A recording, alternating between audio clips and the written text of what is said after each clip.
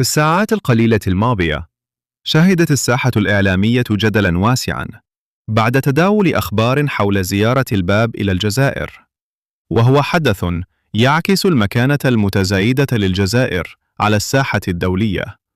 لكن في المقابل، ظهرت بعض الصفحات والقنوات حاولت تشويه هذه الصورة بدافع الحقد أو الغيرة من تقدم البلاد.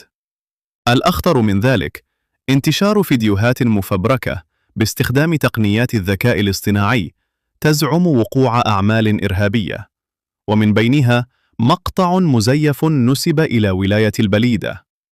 هدف هذه الأكاذيب واضح: زرع الخوف وتشويه سمعة بلد آمن ومستقر. لكن الحقيقة مختلفة. الجزائر اليوم تنعم بالأمن، وشعبها واع بما يحاك حوله.